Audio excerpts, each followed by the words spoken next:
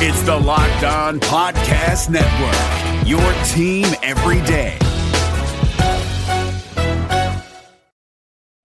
Support for this podcast comes from Invent Together. I bet you didn't know that inventing activity by Black inventors peaked in 1899, and it has never recovered. Black and Hispanic college graduates patented half the rate of white college graduates. That's just one of the reasons why you need to know about Invent Together. When our patent system gets more diverse, our nation will get stronger and more successful.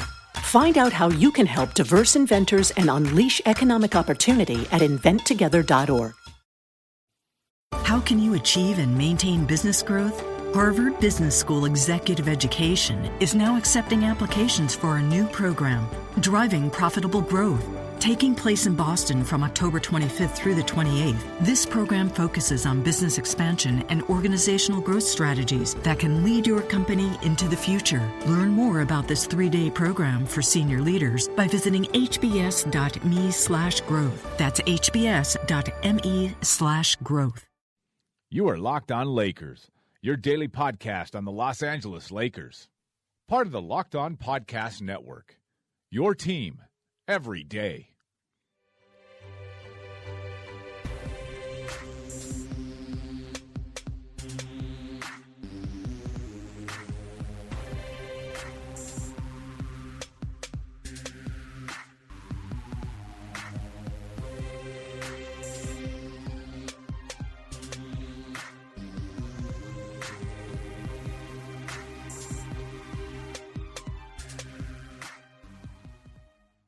Welcome, everybody, to the Locked On Lakers podcast. I'm Anthony Irwin. It is Thanksgiving. I am about to gorge myself on all of the dark meat turkey. White meat is for savages. I am going to stuff my face with stuffing. I'm not going to play football right now because working out on Thanksgiving just seems wrong. But I hope everybody is enjoying their Thanksgiving or enjoyed it yesterday by the time everybody's listening to this. I am joined by Harrison Fagan. Harrison, how are you? How did you're a vegetarian? So what do you even do for Thanksgiving? Well, my family is actually going out this year, which is cool for me because it means there are like actual vegetarian options. So that's a plus. So I don't know what I'm gonna get, but we'll see how it goes. Well, stuffing and mashed potatoes is vegetarian, right? So like you could do that. Yeah, it's not really a well-rounded meal, though. You're wrong. All right, so today's show is going to be, and by the way, before we get to the show, make sure you're following us on Audio Boom, iTunes, Silver Screen and Roll, TuneIn, Stitcher, and today's Fast Break. Make sure you're using the promo code LOLakers on SeatGeek and Mac Weldon to get your $20 rebate and your 20% discount, respectively. Today's show, we're going to talk to Sean Highkin about the Deng signing. He talked about his first trip. Oh wait, no, we definitely have not recorded this show already. Harrison, I hope you're really looking forward to this one. Yeah, well, I'm a little worried now, but you told me that I could be part of the interview with Highkin this time, so and I'm you excited absolutely to... can. Yeah. I can't wait. Do you have some good questions lined up? I do, actually. I have some great questions for him. Awesome. All the better. Before we get to that, we're gonna throw it to we're going to call Sean in a little bit. But before we get to that, Harrison, you have a tremendous story about your goings on at the Defenders game the other night. By the time everybody's listening to this, let's go ahead and tell that story because everybody's going to get a good kick out of it. About Zubac saying that he wants to be the Lakers' Kareem? No, not that one. Not that one. I'm not sure what you're referring to then, but you guys should all go to Silver Screen and Roll. Check out Bryant Freeze's piece. Vitsa gave us some phenomenal audio, some phenomenal quotes after the game. He might be the most quotable player on the Lakers right now, and that's saying something considering the team also has Larry Nance Jr. and Metta World Peace. Yes, go check out that article, but we are not going to get away from Harrison. You can try all you want, but we're not going to end this introduction to the podcast until you tell your story from the Defenders game. I have no idea what you'd be referring to. Basically, a kid asked Harrison for an autograph, and now, Harrison, you have to tell the story. Okay, so I was walking out of the defenders practice facility after the game, and there were some kids there waiting for an autograph from Zubats. And they didn't think I was Zubats, but they saw a tall guy and apparently thought I was someone. And they did kind of walk towards me, and I said, sorry, guys, I'm not anyone whose autograph you want. And they asked me, they're like, well, is Ivica at least coming out? And I had to disappoint some children on Thanksgiving Eve and tell them, no, I'm pretty sure he leaves through the other exit that is not open to the public. And they were very bummed out, and their parents were very ready to take them home at that point because it was after a double overtime game. I think it was like 11:20 at night. So yeah, that has been Harrison tells his story of being a tall guy walking out of a basketball facility. I'm bummed you didn't sign it. Like, I'm bummed you didn't sign it, Kobe. Like, I really should have. That would have been like, see, those kids would have been happy anyway. Yeah, you could have written like Kobe. They would, their parents wouldn't have told them that I was in no way or in no way resemble a professional basketball player. Those kids definitely think Santa's real, so like you could have gotten away with it. Yeah, like I should have just signed it Kobe Bryant. Absolutely. All right, so we are going to talk to Sean Highkin here in a bit. I'm looking forward to this conversation. It definitely hasn't happened already. I hope everybody enjoyed their Thanksgiving yesterday, and we are going to be back with everybody again on Monday. Let's get to Highkin, and then we'll be back after the podcast to talk about our conversation with Highkin, maybe, or talk about like the great questions Harrison's about to ask. Yeah, I'm ready, man. All right.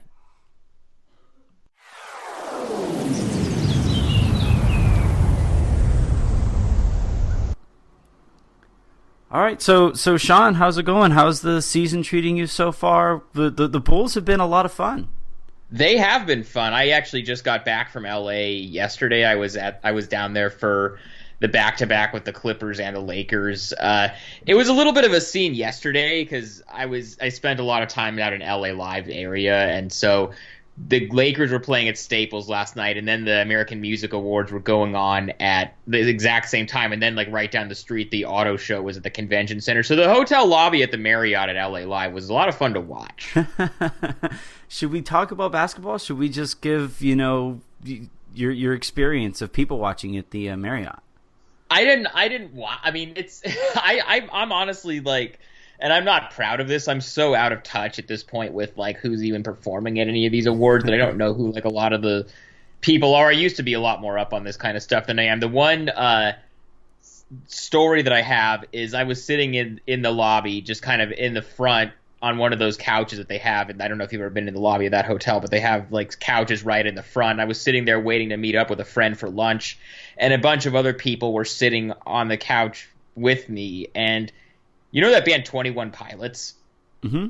So one of the dudes from 21 Pilots like walked by outside, and every single other person that was sitting on the couches with me just like rushes up and goes outside. So, and you're just kind of sitting there like, oh. And I'm just like, oh, I'm waiting for my friend to meet me. I don't really care about 21 Pilots, so like. Yeah, I get myself into trouble just people watching. Like I've been caught multiple times, just kind of. Oh, absolutely. I can't even help myself, And then what's even worse is sometimes, you'll see something going on there that has to be tweeted about. So somebody will kind of like, they'll see you looking at them and then start talking, texting on your phone. And then it's just a really awkward. What was the worst? Actually, we should probably talk about basketball. I don't know what basketball is. This whole thing was, and the other thing is it rained in LA. I was told it never rains in LA. I hadn't been there in like 5 years. I was told it was just sunny year round. So I don't know what the deal is. That had to be the worst day of driving in the history of Los Angeles yesterday, because it was like the first rain in a long time. You had all the traffic from all the things going on out there, and the people in LA can't drive as it is. So yeah, I hope you didn't do much driving yesterday. I wasn't driving at all. I had some Ubers, so it wasn't too bad. Yeah, that's. I did get to go to Roscoe's for the first time, which was cool. Oh yeah, That's what took so long. I mean, was that how many trips? Did you make Just because I hadn't been to LA in like 5 years, so I gotcha. had never really gone there before that. But so yeah, I enjoyed my first trip to Roscoe's. I enjoyed the chicken and waffles very much. It's a mainstay. It is. My wife, before I had met her, had never even had chicken and waffles. So like the first experience of chicken and waffles was Roscoe's, and her reaction was about as happy as I've ever seen her. It's pretty great. Mm-hmm. All right. So what hasn't been great has been Luol Deng.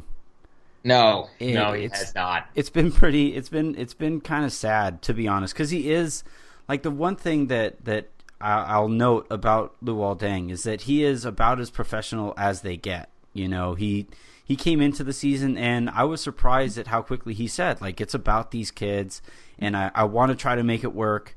And, you know, it's Brandon Ingram's spot is there for the taking when he's ready for it. It's just a matter of, you know, me teaching him while I can. And that took immense maturity for him to say that. I just didn't anticipate he'd be bad enough that people would be already ready for Brandon Ingram, who was not particularly ready as an NBA player offensively to start, you know, for an NBA team. And here we are. Deng has been that bad in terms of on-court production. Yeah, and I mean, I think with Luol, when you're at the point that he's at in his career, he's 31, and clearly his best years are behind him. I don't think he really put too much thought into what his role was going to be when he signed with the Lakers. I think there was a team that actually was willing to offer him a 4-year, $72 million deal, and he was just like, I'm in, let's just do that. But it was not really hard to see this coming with him, especially once he got like this long-term deal. Because the last couple of years when he was in Miami, he was on a shorter-term deal, and he was, you know, he wasn't great in Miami, but he was a productive enough player. But the truth of the matter is, Anthony, that he just had so many miles on him from all the Tibbs years in Chicago that 2011-12, the lockout year, and 2012-13, both of those 2 years back-to-back, he led the league in minutes played per game. So he had a lot of miles on him. And then in the 12-13 playoffs, there was obviously that whole thing where he misses most of the playoffs because he has viral meningitis, and the Bulls medical staff says he's day-to-day, and he ends up having to have spinal fluid drained. And so that whole thing was a little bit weird. And then, you know, he gets traded to Cleveland the season after that, during the year after Derrick Rose goes down again. So he's definitely, his best years were definitely behind him. And when the Lakers brought him in, I don't think they thought that they were going to be getting like a full-time starter. They brought him in as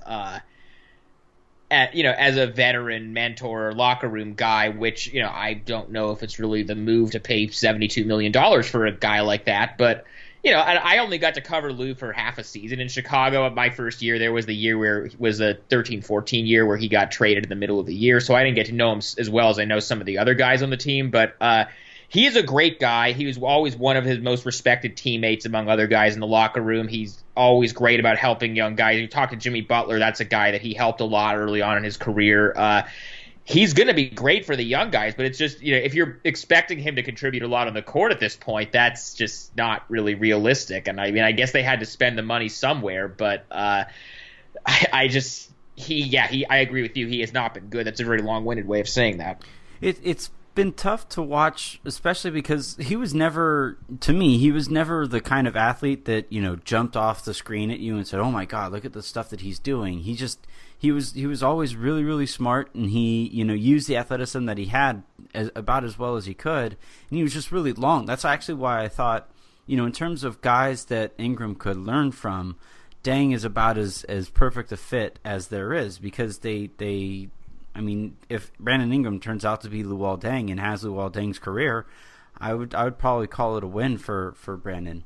Absolutely, he's a he's a two-time All-Star. He was never like an MVP or anything. And I guess, you know, if you draft a guy number 2 overall, you kind of are hoping that a potential superstar emerges, and that's just, you know, it's usually not a realistic thing to expect. But yeah, if somebody at the end of their career says, "I had Luol Deng's career," I think most players would take that any day. Absolutely, and And that's the thing. I actually had this conversation earlier or last week with Darius, and we were talking about D'Angelo Russell and the perception with him because he was drafted number 2 overall as well. And out here in LA, the Lakers have had some pretty good success drafting later in the later with guys, finding guys like like Larry Clarkson Nance, yeah. So that people just think it's like, oh, those guys were as good as they are, and they were found late in the draft. Just imagine what it would be like to get the kind of talent at the top of the draft, and it doesn't work that way. And when I watch Brandon Ingram play, I think he has a lot of the stuff that you would like to see defensively. Offensively, it's just going to take a while because he weighs 37 pounds. Right. Shout out to Brandon Ingram, because I'm a pretty skinny dude myself, so shout out to Brandon Ingram holding it down for all the skinny dudes out there. He's an inspiration to all of us.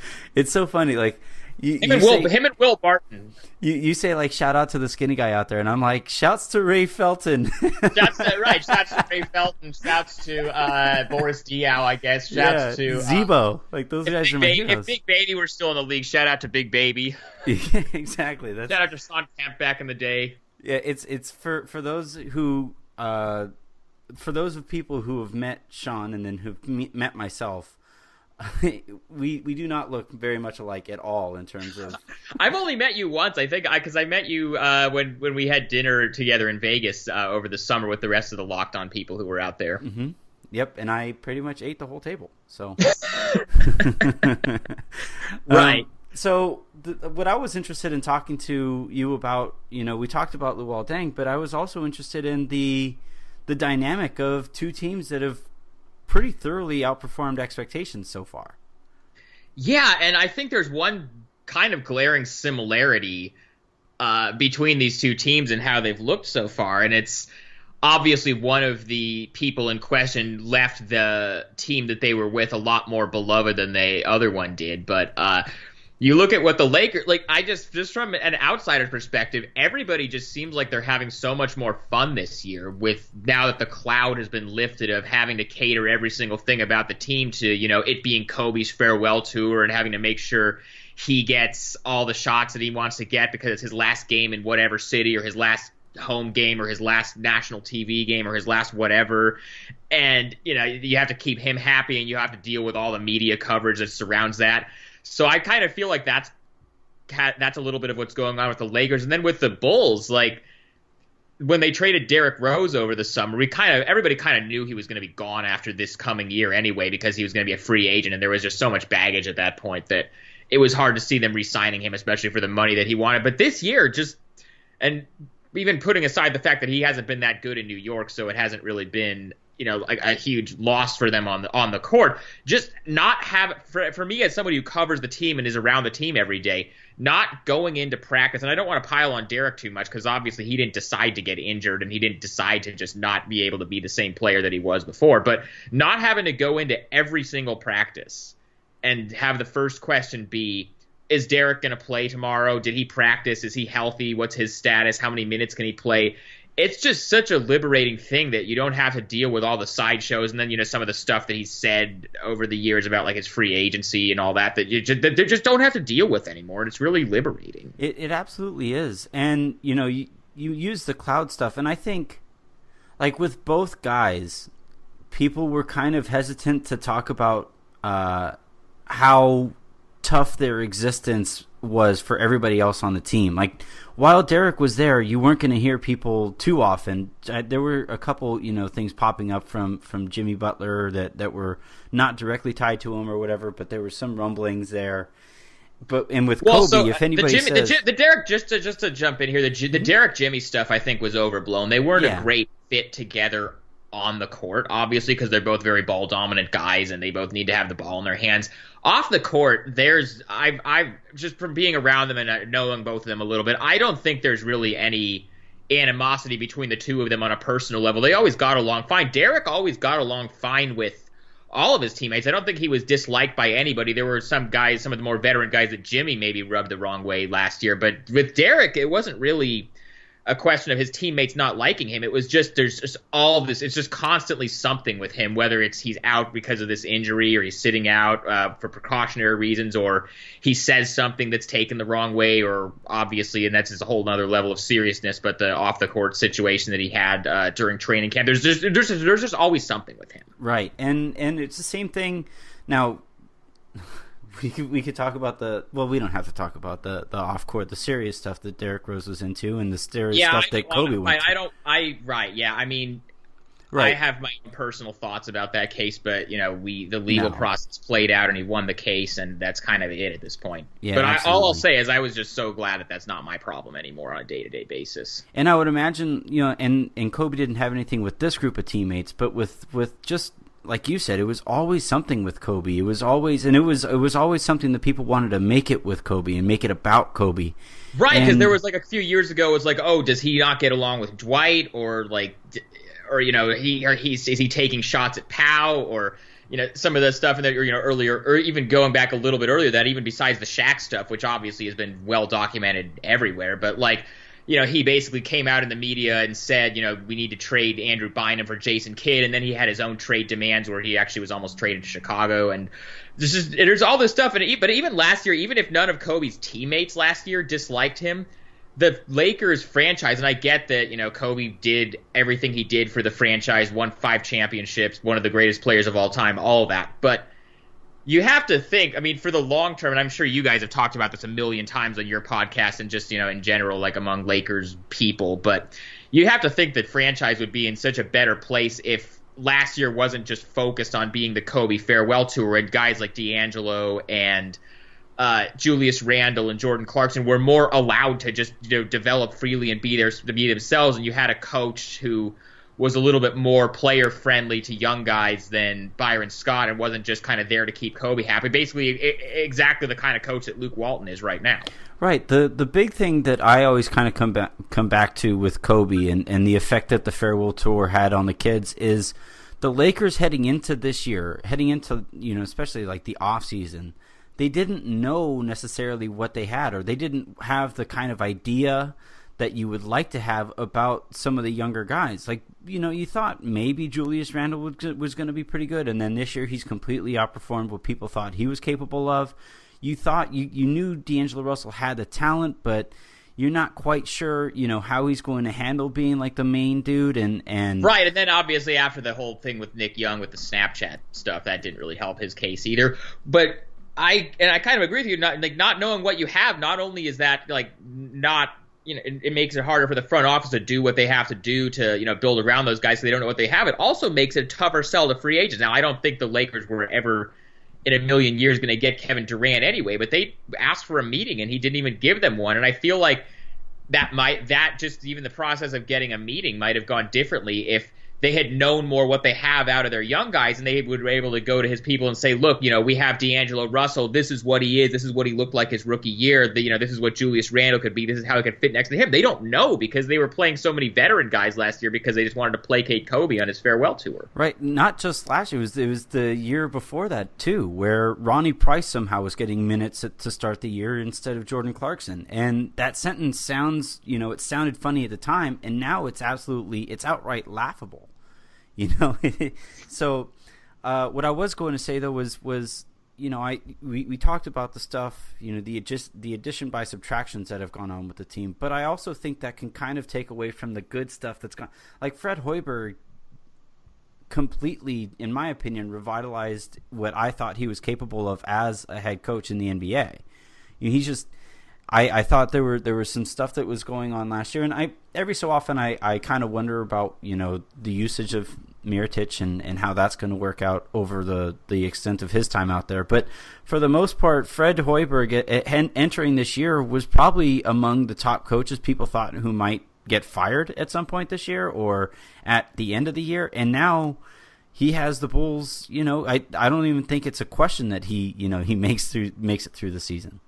Well, just to address that part of it, there was never a chance that Fred was going to get fired this season, no matter how this season went. He was never going to get fired during the season because when you fire a coach that's as well respected as Tom Thibodeau was, which obviously that split needed to happen. We've been over that a million times. That was the relationship between him and the front office was really ugly by the end of it. That they needed to go their separate ways. When you fire a coach that's as well respected as Tom was, and then you hire a college coach that's never coached in the NBA before without going through a whole coaching search. They didn't even interview any other candidates.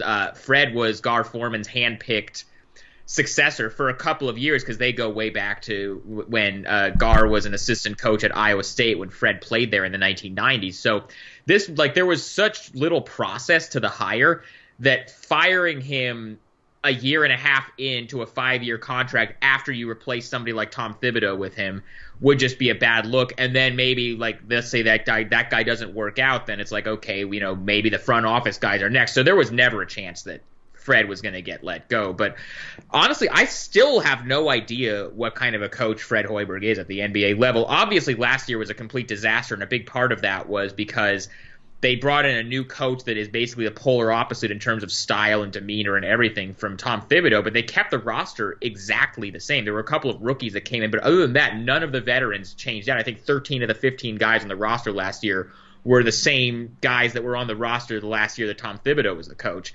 So it was just not a good fit because they were all guys that had been together for a lot of years and they were used to playing one way and then they have to start playing a different way. And Fred Hoiberg had such a different personality. Not better or worse. That's not my judgment to make, but just a very different personality from Tom Thibodeau. He's more laid back. You really couldn't have two more opposite coaches in terms of personality than those two. And so asking that same group to make an adjustment and basically have the same success was always unrealistic. And this year, I still think that the roster that they front office gave Fred is not ideal for the style that he wants to play. But I don't know how much of, those fit questions are Fred's fault and how much of that is just a lot of these young guys are really unproven, but they have a bunch of veterans, like a guy like Dwayne Wade or Rajon Rondo didn't come here to get into this rebuilding situation, so they can't play these young guys too much. They still have to rely a lot on their starters, especially once they made the decision not to trade Jimmy Butler over the summer when they had a couple of offers for him on draft night. So it's still kind of a weird roster, and I think it might be a couple more years before we really know definitively what kind of a coach Fred Hoiberg is.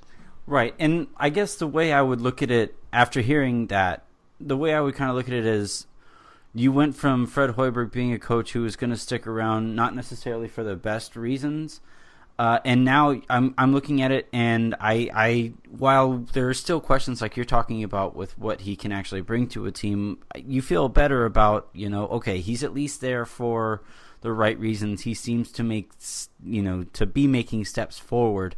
And, when it's kind of tough because Luke Walton stepped into such an easier situation where Tom Thibodeau is as respected as he is. And then Byron was Byron and is, pretty widely renowned among people who I've spoken to is among the worst coaches that, they've seen. And I've definitely seen. And so, so with Luke, you're looking at, hey, it's just so long as you aren't actively hurting the team's chances of winning, you can stick around. And I think Hoiberg stepped into a tougher situation there, following somebody as like you said, as respected and as good, just flat out good as Thibodeau is. Right, and I think the thing that's made Luke Walton so effective in LA, and we saw this, the first half of last year at Golden State when what were they 39-4 before Steve Kerr came back from his back surgery when Luke was the interim coach. But the thing that's made Luke so effective in my mind is he's just able to relate. I mean, you look at obviously what Byron Scott was, and Byron would openly admit that he didn't even talk to D'Angelo Russell because D'Angelo hadn't earned the right to communicate with him directly. That's actually a direct quote, which is just when you just drafted a kid number 2 overall to be Kobe Bryant's successor, that's not the way you want to treat him, even if maybe he is a little bit raw and a little bit immature. You want to be able to work with him, and I think Luke has done such a good job of getting guys in a weird way. It's pretty similar to what Tom Thibodeau was so successful at when he was in Chicago, even though Luke is obviously much more laid back coach than Tom was and a lot less demanding. But the reason that guys never really checked out on Tom, even as hard as he was to deal with at times, was because they always knew that if they put in the work, he was going to have their back. I never heard him throw a player under the bus in his entire time there. He defended Derrick Rose at every single step in terms of sitting out or, some of the pressure that was on him to come back. It would have been very easy for Tom to kind of say, well, we expect everybody to play if they're helped. Like he defended him at every single time. And I think that was something that resonated with a lot of guys. And I think Luke Walton is the same way. Like he understands that, these are all young kids on this Lakers team. They're not going to be perfect right out of the gate. They're going to have to learn. They're going to have to play through mistakes. But as long as they're doing the right things, as long as they're not making the same mistakes twice, and they are coming in every day and putting in the work, he's going to defend them and say and not throw them under the bus the way that Byron did with some of the young guys last year. And when you, from a player's standpoint, when you have a coach that's like that, that's willing to let you kind of learn by experience and not expect you to be perfect right away, you're willing to play a lot harder for him than you do somebody like Byron Scott, where you know that unless you're Kobe Bryant, who's held to a completely different standard, nothing you do is going to be good enough for him. That was the big thing when you said the different standards and it wasn't just Kobe. Like last it was year, mostly Kobe. Well, yes, it was definitely mostly Kobe. But I'm saying the standards that veterans were being held to were just completely different than the standards that kids were being held to, defensively especially, where Byron was out there yelling at people, man up, man up, man up, man up, man up. And, eventually that starts falling on deaf ears. And, he's questioning guys' ability to adjust to the NBA, to play defense in the NBA. And then you look over and you see, like, Lou Williams playing much of the same, if not worse, defense than D'Angelo Russell played last year.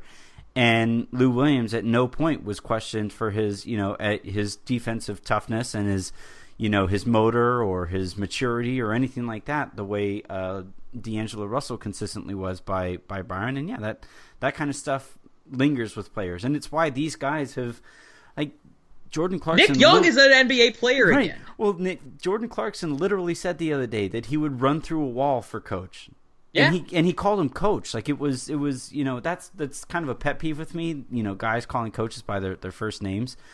He said, like, I would run through a wall for Coach. Nick Young is out there saying, Baxter Holmes just wrote a really good article, a really good profile on Nick Young. And yeah, Nick Young knew how close he was to being done with the Lakers, if not the NBA as a whole.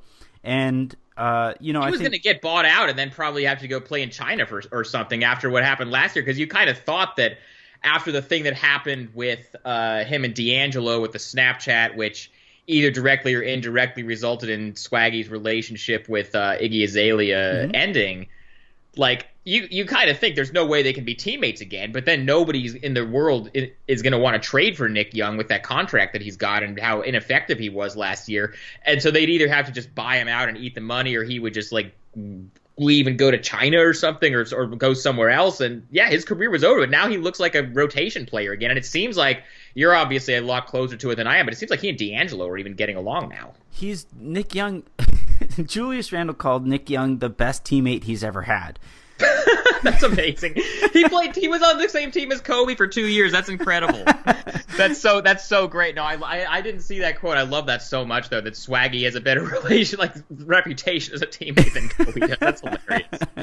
So yeah, and yeah, the thing with Luke, and somebody, Haralabob was tweeting about what Luke Walton brings, and if he's ever seen somebody revitalize their career the way Nick Young has. And it's intangible. There's no way for me to actually, statistically prove this. But Luke Walton lets Nick Young be Nick Young. Whereas when Nick Young would do Nick Young things under Byron Scott, he'd immediately get benched, and then he would probably, hear about it through the media that his coach didn't like seeing that from a guy on a bad team, right? And from a guy like Nick Young wouldn't want to hear that from a coach who is just as responsible, if not more responsible, for the Lakers being bad than Nick Young was, right? So when Luke Walton gets there and empowers Nick Young with the responsibility of, hey, not only am I just going to challenge you to be better defensively, but I'm going to challenge you and reward you with, I'm going to make sure at every point this preseason, Luke Walton was out there singing Nick Young's praises defensively, and people kind of laughed about it. And the cynical part of me said, "Right, well, yeah, right. let's up his trade value." But for Nick Young, I based on how Nick responded to it, he feels like that was He's bought legitimate. Yeah, he completely bought in, and he believed Luke Walton at his word when he said those kinds of things. Right. It's sort of like, the idea about Nick Young as a defensive stopper. Now it's sort of like the idea that, Dwayne Wade is suddenly a 3-point shooter, which is apparently a thing. And I think it's actually might be a thing. Is it really? Well, every single day in practice, Fred Hoiberg, who obviously was a pretty good shooter during his own NBA career, has been spending time working with Wade on his form, and he's been helping him, because before he came in, Fred told us this, that he watched a bunch of film on Wade's shooting before Wade came in over the summer. And, Wade used to shoot his threes the same way he would shoot his fadeaways. And so Fred actually gave him the stuff about his form to correct. And now he's not taking a ton of threes, but he's taking better shots now, and he's making them at a more consistent rate, which I don't think he's going to be shooting. Let me look up what he's actually shooting right now from three. It's probably something totally unsustainable, but he's right now on the season. He is shooting he's shooting 37.8% from three. That's, if he can just stay around 35 to where you have to at least put somebody on him, that's a huge win for the Bulls considering how little else they have in terms of reliable shooters. The thing, I'm a nerd about shooting form, so I'm actually looking forward to keeping an eye out and going and looking, maybe watching side by side at the shooting form while he was in Miami to what he's doing now. But yeah, and again, it's really easy to overinflate coaching when expectations are exceeded, right? Because it's tough to, especially with the sample sizes that we're looking at in the NBA so far. It's tough to tangibly or statistically prove whatever is going on, and why teams are playing better. So you just kind of say like, oh yeah, it's totally coaching. Well, in the Bulls case, it's not the coaching. It's because of somebody, but it's not because of Fred Hoiberg. Well, so what I was going to say though, with Fred Hoiberg, usually the head coach just kind of assigns a shooting coach. They hire a shooting coach to work with whoever on the shooting. Right.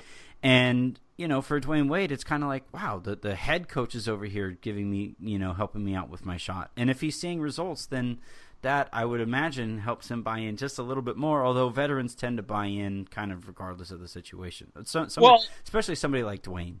Right, and I think the other thing with a guy like Dwayne, he's a very proud guy, and obviously he's heard all this stuff over the years of, he can't shoot, and once his athleticism goes, he's going to be done. And I think he's really enjoying, like to him, it's a game to prove people wrong about, what he can do. And I think he's a smart enough player that I think he understands that he's not going to, he can still get to the basket like he used to sometimes. He just can't do it every night for as many minutes as he did maybe 5 or 6 years ago, when he was at his peak. But I think he's smart enough to understand that in order to stay effective and stay in the league for a long time, he's going to have to evolve his game in the way that, you look at a guy like Allen Iverson. He never learned how to shoot, so once the athleticism was gone, he was just done. Yeah. I think Dwayne Wade is smart enough that he realizes that that's going to happen to him if he doesn't evolve his game. So maybe he's never going to become an elite 3-point shooter, but if he can become good enough to where he can at least knock it down when he has it, or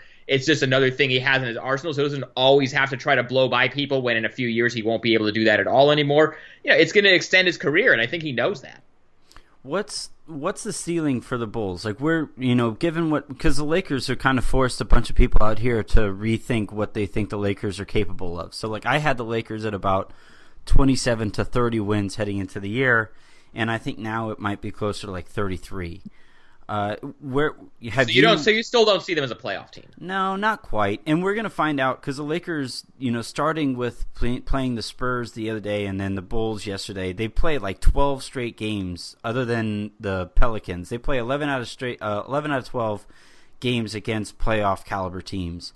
And this is where people are going to start realizing, okay, reality is kind of setting in, and we'll see where this takes them. Now, they've proved me wrong to this point, but this is a tough stretch, This and they have one stretch where they play 4 games in 5 nights on the road. That's just good luck, Well, so I'm with you in terms of you said you were lower on the Lakers and they've surprised you. That's absolutely the case with me and the Bulls. I was even a little bit higher on them than some of my colleagues who cover the team here in Chicago, but a few of them were saying they didn't think they were going to make the playoffs. But I think so. When Cody and I did our official on the record predictions for the season, the day before the season started on Locked on Bulls, which I mean, if you want to go back and find that episode, you can. I don't remember exactly which day it was, but Cody had them not in the playoffs. I had them with the exact same record they had last year, 42-40, and I thought that was going to be just good enough for them to get the 8th seed.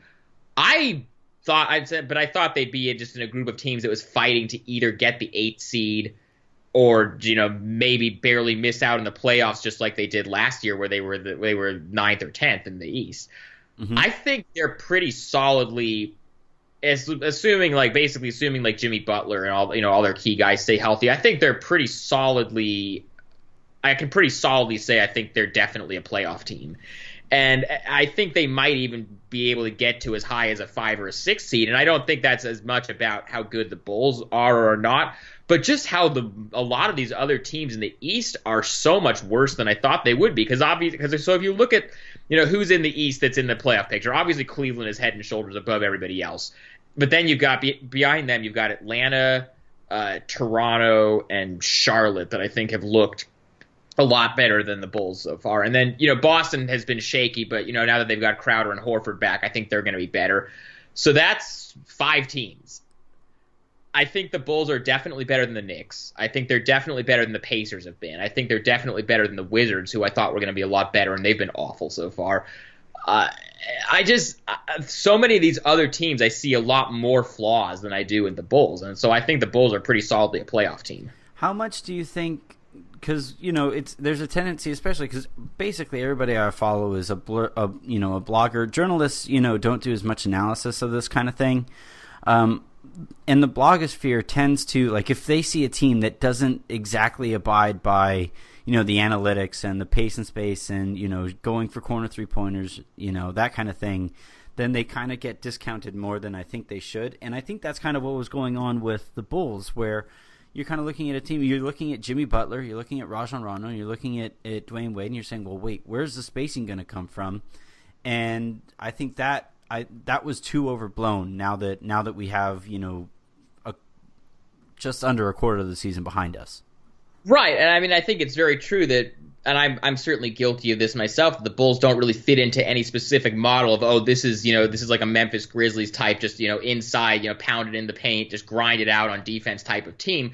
But it's also not a Warriors type, like they're just going to kill you with 3-point shooting. They don't fit into any one of those boxes.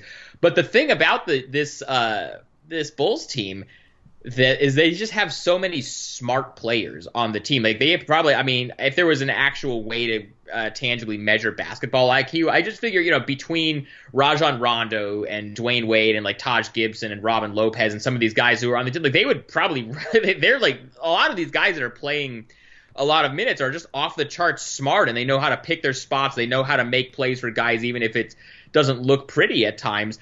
And the other thing is, I just think that, and I'm certainly guilty of this too, people who thought the Bulls were going to be a lot worse than they've been, I think we underestimated the impact in the locker room of having a guy like Dwayne Wade come in. Because obviously there were some issues with Jimmy Butler last year trying to assert himself as the leader of the team when he was obviously the best player on the team, but it was still sort of Derrick Rose's team because he was the former MVP and still trying to get back from the injuries. But then some guys like Joakim Noah were a little bit resentful of Jimmy coming in, having been the 30th pick in the draft and trying to be the vocal leader now. And so there was some concerns about that. But having a guy like Dwayne Wade come in, and Dwayne did such a smart political thing at his introductory press conference back in July. He came out right at the start and said, look, this is Jimmy Butler's team. Jimmy Butler is the go-to guy. He's the best player on the team. And so he's not – right away, he put to rest any of the notions that, these guys are going to fight over who's the man or who's going to get the ball. Like Dwayne Wade came out and said, "Look, Jimmy Butler is our star. He's our franchise player." But then at the same time, in the locker room, Dwayne Wade is the guy that everybody goes to and gets advice from because he's Dwayne Wade. He's a future Hall of Famer. He's one of the best players of his generation. He's a Finals MVP. He's all this stuff. And Jimmy Butler respects Dwayne Wade so much that he's never played with a teammate of that caliber in terms of what he's accomplished and what his stature in the league is. And so he just respects Dwayne Wade so much that he's willing to defer to him on off-court stuff and learn from him as far as like how to preserve his body and how to work and that kind of stuff. And it's just been a dynamic that I think a lot of people underestimated. You look, so much at the on-court fit in a vacuum of, oh, well, Dwayne Wade can't shoot and Rajon Rondo can't shoot. Having a guy like Dwayne Wade on the team is just transformative for, just the culture. Yeah, and again, like there's this tendency among, the analytical people, the people who pay attention, and I love analytics. I really, it's just information. They're really, really, it's information. Why wouldn't anybody not want information? I think you and I are in the same boat. I'm not like one of these nylon calculus dudes who's like making up my own metrics or stuff. But I mean, I use the stuff. I use per 100 possessions stuff. I use a lot of this stuff. Yeah, absolutely. But my one criticism of the analytics movement is when there's something that you can't calculate, it's just ignored altogether. Right. And culture and chemistry and the human element to this stuff. That's stuff that can't be calculated, and so it goes either ignored altogether or at the very least just, kind of pushed off to the side, like, okay, yeah, cool story, but let's actually figure out what's going on there, And yeah, when you add somebody like Dwayne Wade, who is as professional as he is, and then you see him buying in, the stuff that you talked about earlier with Hoiberg teaching him how to shoot, like, it could be very easy for somebody of Dwayne Wade's ilk, and somebody who's had the career that Dwayne has had, to listen to that and say, all right, coach, thanks, but I'm going to keep shooting the way I've shot for the last, 16 years and continue to be one of the best players of all time at my position, And the fact that he didn't do that and he bought in and he's now seeing the results of that, that's the kind of thing that, the rest of the roster looks at and says, yeah, all right, I'll buy into Fred as well, and that's kind of cool. It is, and right, like you said, he could just come in and be like, look, I'm Dwayne Wade. I don't need to listen to anybody, but he's not, and he's such a pro on and off the court. He's unselfish. He says all. I mean, I will just say selfishly as a reporter, I have never enjoyed covering a player as much as I enjoyed covering Dwayne Wade. Yeah, like there was this one time during training camp, Anthony, that the Cavs, it was the day before a preseason game against the Cavs, and the preseason game ended up being like literally the most pointless basketball game I've ever covered because it was like right before J.R. Smith actually got his deal done, but the Cavs they had played the night before in Cleveland, and everybody that you've heard of on their roster not only wasn't playing, but wasn't even in the building. So like LeBron wasn't there, Kyrie wasn't there, Kevin Love wasn't there, Tristan, like everybody you've heard of, they were literally starting like Kay Felder and like a bunch of the D-League guys that were on their training camp roster. Mm-hmm. So, but the day before that game, just because it's the Cavs and everybody knows how tight LeBron and Wade are, Wade spent 20 minutes after practice the day before that game just talking about how close he and LeBron had gotten to going to Chicago in 2010 when they were free agents the first time. And basically they wanted to go there, and Wade wanted to have them go there. But the reason they ended up going to Miami was because Miami was the only team that could have the cap space to sign all three of them, and Chicago wouldn't have been able to do that. But he talked about that, and he talked about like the legacy of the Heat super team, and he talked about what he thought about Kevin Durant going to the Warriors and just all this stuff. I got like 4 stories just out of that, and the thing with Wade is maybe it's because his wife is an actual celebrity who's more famous to non-sports fans than he is, but he loves like the celebrity aspect of it. He loves the media attention. He loves holding court and telling us like his thoughts on stuff and giving perspective, and he knows how to play the game from that sense. It's just it's delightful to cover. Yeah, he's reached that point that Kobe kind of was the same way towards the end of his I was just thinking. He knows that if he gives people just these great quotes and just tells great stories about like, oh, I remember when this one play from this game in my 3rd season when like Doug Christie went out, he tells some specific story like that. He knows that everybody's going to eat it up, and then that's going to make him look better by comparison. Like that's this kind of the stage of his career that Dwayne Wade has gotten to, where he just loves giving out the quotes and he loves the attention and he loves being looked at as the elder statesman who is just a guy that everybody looks to. Yeah, I love it when superstars. He doesn't have to prove anything to anybody as far as being a player anymore. Yeah, I love it when superstars get to that point where they say like, okay, yeah, I probably shouldn't say the dumb stuff out there, but for the most part, I've been way too clean to this point, so I'm just going to say, kind of what comes to mind. Right, like Dwayne Wade during training camp, he said that it's unrealistic for the Bulls to expect to be competing for a championship. And then a couple weeks ago, when the circus trip started, he said that a successful road trip would be 3-3. Any player who doesn't have Dwayne Wade's stature would get killed for not saying, "Oh yeah, I think we're going to compete for a championship or whatever." Bust. Yeah. But right, like anybody else would have gotten killed, but because Dwayne Wade has done so much in his career and he's been around, and he's so much looked at as one of the smartest people in the league that he can say something like that, and it's just like, oh, this is great veteran perspective, and he's just being realistic. It's funny. You mentioned this earlier about, and we could ramble forever, but you mentioned the Jimmy Butler, Dwayne Wade kind of situation where Dwayne comes in and says, "I'm not the superstar. Jimmy is the superstar. That's the future of this franchise. That's the cornerstone of this franchise," and it immediately brought to mind when Dwight Howard came to LA, how Kobe went out of his way to say, look, we could, split responsibilities and leadership responsibilities and this and that, the other. And he's like, that's all bull crap. I'm the leader. This is my squad. Right. And for as much crap as Dwight took for not getting along with Kobe didn't exactly make it easy for him. No. So it's, and I'm not saying that it's there's a right or a wrong way, but you can't help but notice you're seeing that Lakers year was a disaster. You're seeing the results of this Bulls year. Like, they very easily could have just devolved into fighting about, like, oh, who's going to get more shots, who's going to get the ball. Dwayne Wade comes in and he's a Hall of Famer. He needs shots, but Jimmy Butler is the one who's in his prime right now. But Dwayne Wade has come in and said, like you said, he's come in and just said, no, look, I'm past my prime. Jimmy's in his prime. He's our go-to guy. Mm-hmm. And that's made all the difference. And now, when the guy, and again, this goes back to a guy like Dwayne Wade comes in and says that every single player on the Bulls has never played with a player as good as Dwayne Wade in their entire careers. So, except I guess Rondo played with Garnett, but like you know what I mean. You know what I mean. Mm-hmm. For most of these guys, there's so many young guys on this team. They've never played with a player like Dwayne Wade. So when he comes in and says, "Look, Jimmy Butler's the guy," everybody else is sort of forced to say, "Okay, Jimmy Butler's the guy." Yep, absolutely. And at the end of the day, I enjoy stories like, when one team outperforms expectations, there's usually another team on the other side of it that are underperforming.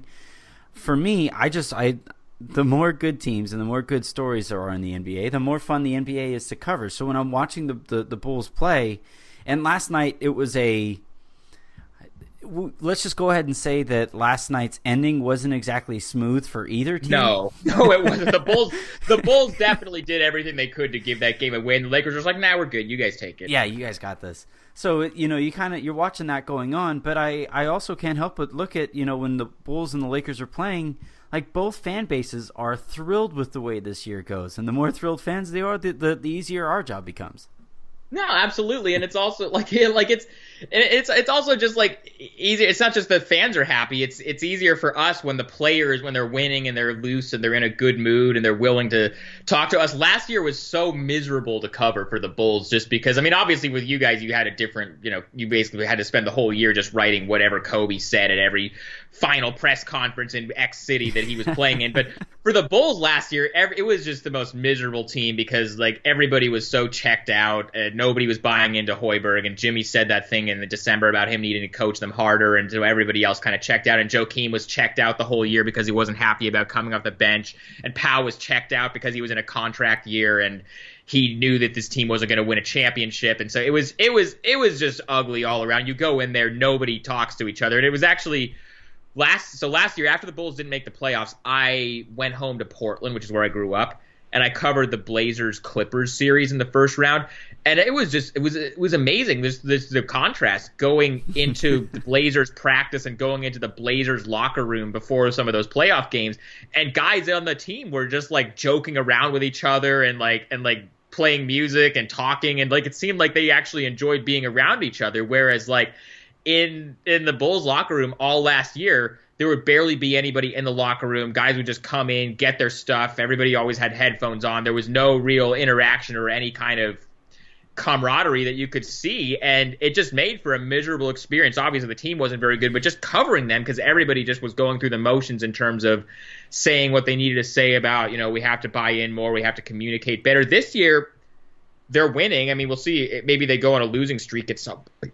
But they're winning and everybody's in a good mood and everybody's happy and it's just a lot more fun to cover. Yes, absolutely. And I completely agree. Now, I wasn't in the locker room with the Lakers last year, but you could just tell, when you get the coach speak, when you get the cookie cutter quotes, that players aren't exactly having a great time. This year, like we talked about earlier, Julius Randle called Nick effing Young his best teammate that he's ever had, and you get Jordan Clarkson saying that he would run through a wall for coach, and you get the other stuff that the Lakers are saying and the Bulls are saying about themselves and their season so far, and yeah, it speaks volumes about where both teams are kind of going. I guess we'll wrap up on this. I asked Fred Katz this on the show before this, if over the next 5 years, which franchise he'd rather have between the Thunder and the Lakers. I guess I'll ask you the same one. But with the Bulls or the Lakers, not the Thunder or the Lakers. Oh God, I would take the Lakers in a heartbeat. You think? Absolutely. Just because. So I mean, right now this is going great for the Bulls right now. But Dwayne Wade's 35. This isn't he's 34. He's gonna be 35 soon. This part isn't gonna last forever. They really don't have. Besides him, we haven't really talked about a lot of the young guys on the Bulls roster yet. But they don't really have any sure thing, like long-term sure things on the roster outside of Jimmy Butler. Because if you go down the line, it's all, Mirotic has been inconsistent. McDermott is a good shooter, but he isn't really doing a lot else. MCW, we don't know what he's going to look like. Jerry Grant, we don't know what he's going to look like. There's nobody on the team besides Jimmy Butler that you can look at and say, this is definitely a guy that you want to build around long-term. The Lakers have 3 or 4 of those guys, and they're also... I mean, I know the Bulls got Dwayne Wade this summer, but that was the first time in their franchise history that they've actually gotten a high-level free agent, and that was, a lot of extracurricular stuff with Pat Riley lowballing him and this other stuff. The Lakers, once the Lakers are back to being a little bit more of a respectable franchise than they have been the last couple of years and a little bit less dysfunctional, the Lakers are going to be a team that can get free agents because they're the Lakers and they can put out their history of, we have these championship banners and we have this young core, and once this young core develops a little bit more, then obviously they weren't going to get Kevin Durant, and they're not going to get any of the guys that are going to be up the next couple of summers. But, in 3 years, what if Paul George or John Wall or somebody's a free agent and looks at the Lakers and say, I really like this core that they have that's developed for a couple of years. I want to go there. I think there's more of a potential for that with the Lakers than there is for the Bulls. So that's how I would answer that question. I would agree with basically everything you just said. Now the one thing that Fred said regarding the Thunder was that they have the superstar. They definitely have him right now. So you kind of bet on the superstar, and Jimmy Butler is a better player right now than anybody on the Lakers roster. But the thing is, with Jimmy, it's exactly the same thing we were talking about earlier with Luol Deng. He has played a lot of minutes in his career. He's 26 now. He's young enough that he can handle that. But is he a guy in 5? He has 3 years. Counting this year, he has 2 more years. He can opt out in 2019. In 2019, he will be 29. Are you really gonna feel great about giving him a 5-year max deal with the amount of miles that he has on him already? And thinking he's not going to break down the way that Luol Deng has or that Joakim Noah has. That would be my one worry with Jimmy Butler. And frankly, we're talking about the Thunder. That would be my worry with giving Russ a long-term deal too, as amazing as he is. And he's one of my favorite players to watch in the league as he is anybody else's. But he has had some pretty serious injuries in the past. And I think once the athleticism goes, he's going to lose a part of his game. So I would definitely, in both the Bulls and the Thunder's case, I would take the Lakers over the next 10 years over them in terms of which franchise, building blocks I'd rather have. Yep. Yeah. So it's interesting. I'm looking forward. The Lakers play the Bulls again in the coming weeks, I believe. Yeah, I will be there November 30th. So that, it'll be, I think the Lakers are coming off of a back-to-back in that one. I forget. But so were the Bulls when they played the Lakers in this case or in the last game. So, it's a fun matchup between the two teams because of the styles. Styles make matchups, and well, the you Lakers have to keep in mind also Wade didn't play last night. He was sitting out. Mm-hmm. And Rondo played about as well as I've seen Rondo play in quite a while. Yeah, that was definitely one of the better Rondo games of the year. He has not been that good. No, and I mean, I don't know if he's necessarily consistently good as an NBA player anymore, but that's just me. Okay. All right, well, this was a lot of fun, Sean. Let's do this again sometime. Yeah, hit me up anytime. We'll do this. This was good. Absolutely.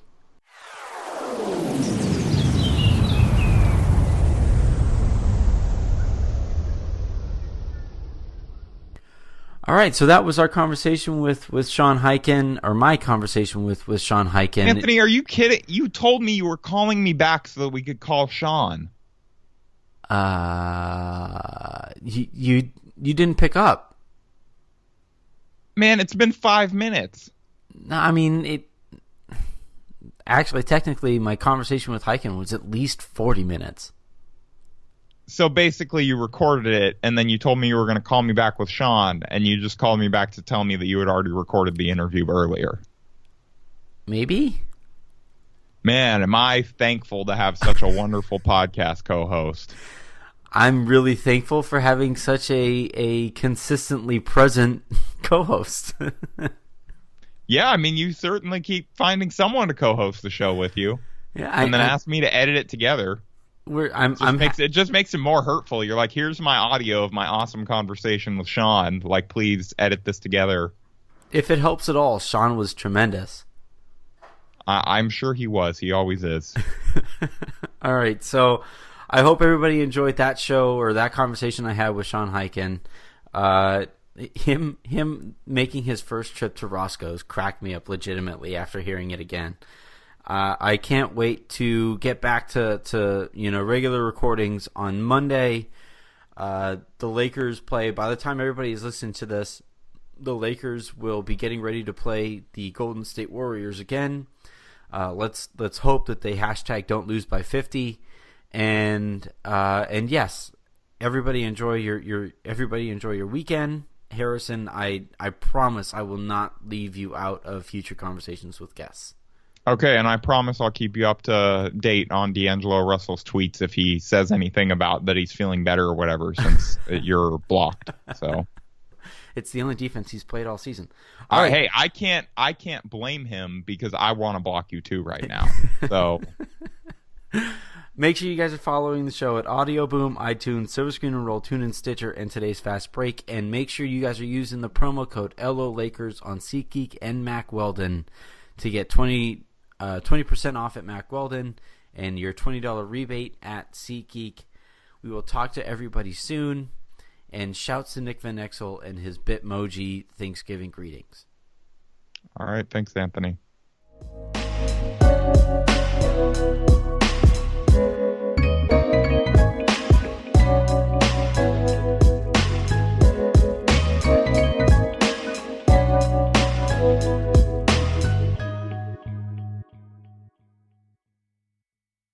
In sports, if you think joy only happens after you win, think again. Just look at some of the world's most successful NBA players. They don't spend all their days grinding away. They take the time to enjoy themselves, like having a Michelob Ultra with friends, because they know that happiness is the key to winning, and that joy is the whole game, not just the end game. Michelob Ultra, 95 calories, 2.6 grams of carbs. It's only worth it if you enjoy it.